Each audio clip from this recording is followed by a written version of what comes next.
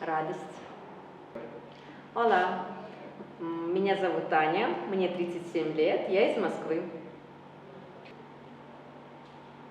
Мне нравится природа, безумно мне нравится океан, мне нравятся люди Испании, я вообще безумно люблю Испанию.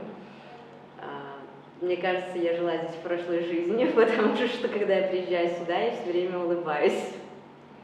В этом пути ты можешь лучше понять себя, научиться принимать людей такими, какие они есть, принимать мир таким, какой он есть, прислушиваться, наверное, к себе, к природе, к окружающим.